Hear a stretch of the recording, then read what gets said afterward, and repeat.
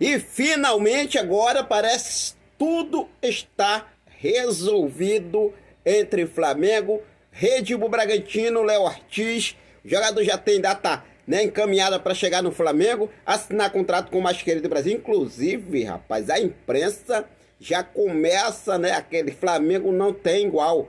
Flamengo é o melhor elenco que existe hoje no futebol sul-americano. E vamos acompanhar só o que eles falaram. Olha só o que esses comentaristas estão falando do nosso Mengão queridão avassalador. E vai vir títulos aí, hein?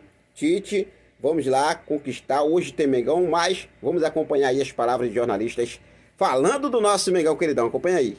Léo Ortiz foi liberado dos jogos, já não participa. Algo estranho é o momento, né? Porque o Bragantino está decidindo a vida na Libertadores, tem 2 jogos agora contra o Botafogo para se classificar para a fase de grupos, né? Tentar a classificação para a fase de grupos e libera o seu capitão, né? É um momento inoportuno, talvez. Já jogando super bem esse ano de novo, né? Pois Fazendo gols e tudo.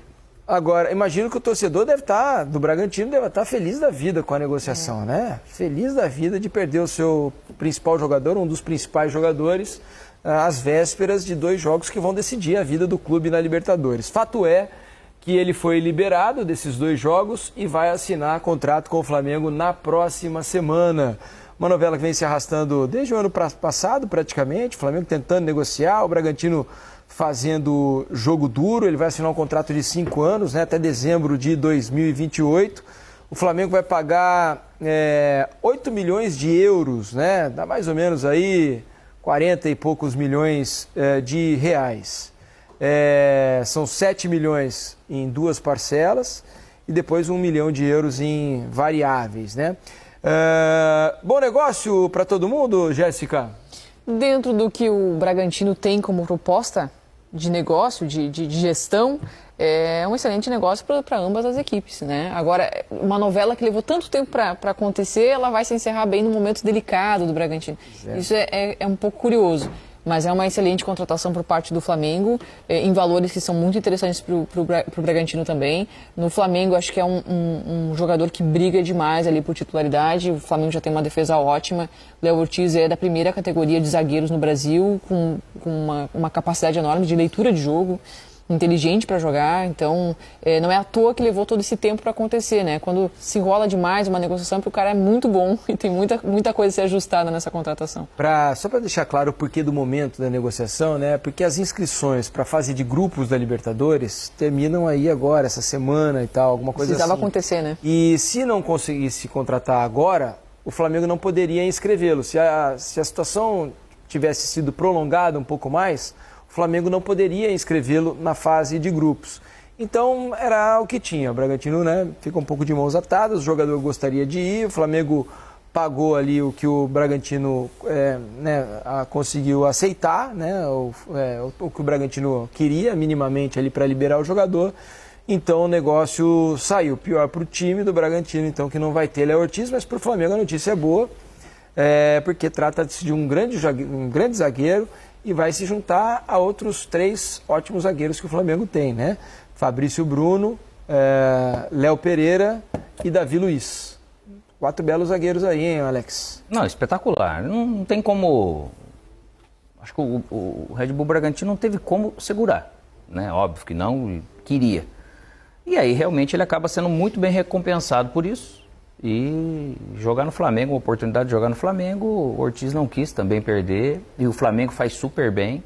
Eu acho que faz um investimento também despreocupado, porque realmente ganha mais um grande jogador para um grande momento, e o Red Bull Bragantino vai atrás, obviamente, de outro zagueiro, como tem no mercado. Difícil encontrar já com essa segurança, não é fácil, porque todos bons ou grandes jogadores, eles têm seus valores.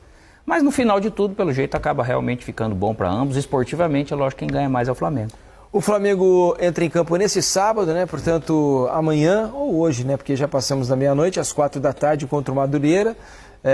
Para o Flamengo, o jogo não tem assim uma importância muito grande, né? Ainda está em jogo o título da Taça Guanabara. O Fluminense tem 3 pontos a menos, o Nova Iguaçu também, né? Os 3 têm possibilidades. Mas o campeonato pode ser decidido no saldo de gols. Para isso, o Flamengo tem que perder o jogo do Madureira, o Fluminense vencer o Botafogo e ainda tirar uma diferença aí de 5 gols de saldo, né, pro Fluminense ser campeão. Pro Nova Iguaçu ser o campeão, tem que torcer pro Flamengo perder. 11 gols de saldo, é verdade. Eu estava olhando aqui os gols pró, 20-15. Não, tá 19-8. Então são 11 gols de saldo que o Fluminense precisa tirar, porque o Flamengo só tomou um gol no Campeonato Carioca. O Nova Iguaçu precisa de uma missão ainda mais difícil, né? Vencer o seu jogo. O Nova Iguaçu joga contra o Volta Redonda fora. O Flamengo precisa perder e o Nova Iguaçu precisa tirar um saldo de 15 gols em relação ao Flamengo. Ou seja, o Flamengo será o campeão da Taça Guanabara, a não ser que tome uma goleada do Madureira e o Fluminense vença também o Botafogo por um placar bastante elástico. Vamos mostrar o provável time do Flamengo para esse jogo contra o Madureira, a provável escalação. Vai aparecer aí no nosso super telaço, olha só, tá aí ó, Rossi no gol, Varela na lateral direita, Fabrício Bruno, Davi Luiz começando jogando e o Vinha na lateral esquerda, meio campo com o Pulgar, o De La Cruz e o Arrascaeta. No ataque, Luiz Araújo, Pedro e Bruno Henrique ganhando uma oportunidade ali. Então, algumas mudanças, né, para a gente acompanhar o rendimento desses jogadores, especialmente o Vinha, né, começando como titular, o Davi Luiz na zaga e o Bruno Henrique tendo a chance lá na ponta esquerda, Jéssica. São boas as observações a serem feitas aí nesse jogo, né?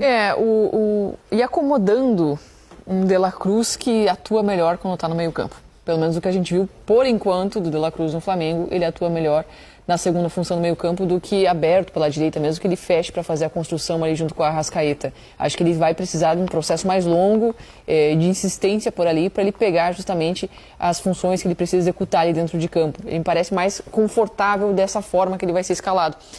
Até porque tem um Luiz Araújo ali pela ponta direita, que também está jogando muito. Então acaba acomodando dois jogadores que hoje é muito difícil escolher quem fica fora. O Gerson ainda está doente? Ele fez hoje o Flamengo soltou uma nota agora há pouco, dizendo que ele passou pela cirurgia no rim esquerdo.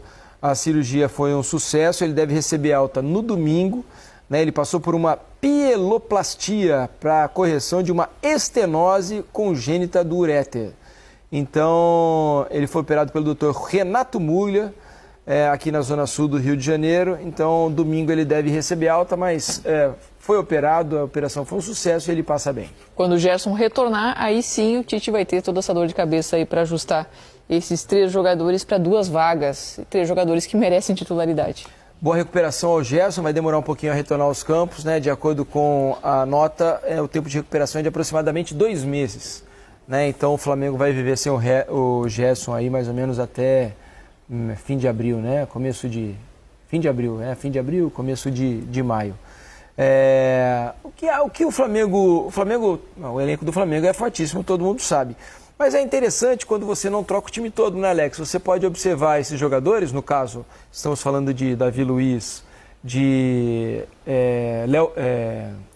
Matias Vinha e Bruno Henrique, com os outros titulares em campo, né? Eu acho assim, ele é possível. O campo, ele muitas vezes vai te mostrar que nem sempre são os melhores jogadores que vão acabar dando certo, mas aqueles que se encaixam nisso tudo. De repente o De La Cruz, que ele se encaixou bem ali, é porque ele tem ajuda de equilíbrio do... Pulgar. Não, ele tem do Pulgar, isso. Varela. Arrascaeta? Tem do Varela e do Luiz. Luiz Araújo. Do Luiz Araújo. Então você cria um equilíbrio deles. Ele pode flutuar como antes ele vinha flutuando. Só que esse lado realmente direito do Flamengo, mesmo tendo o Pulgar, mas era só ele aqui com o Varela ou com o outro lateral, dava muita oportunidade, muita distância de espaço para esse adversário jogar pelo seu lado esquerdo. Então, no restante, ele se equilibrou melhor dessa forma. E por isso ele acabou produzindo mais. Não é que ele vinha produzindo mal, mas ele, defensivamente, ele produzia também um pouco menos.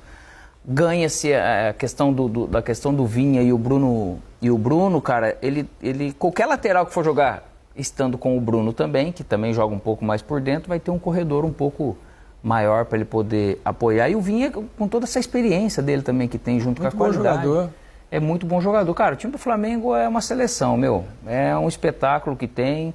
Eles entenderam, pelo jeito, essa questão de às vezes algum vai estar jogando, o outro não, que todos querem estar jogando, mas entenderam isso como equipe e como se fosse uma equipe fora, né? Que antes a gente não tinha isso aqui no Brasil, né? Agora tá ficando mais tá ficando mais compreensível. Eu quero participar de um elenco, de um clube, de um grupo que vai vencer, que vai chegar, que vai disputar competições realmente para ganhar, e assim tá se vindo muito bem, porque também é muito bem dirigido. E com organização defensiva, né? Vale ressaltar novamente que o Flamengo só tomou 2 gols nessa temporada até aqui, né? Em que pese os adversários, né? Uma parte do campeonato estadual, são números bastante relevantes.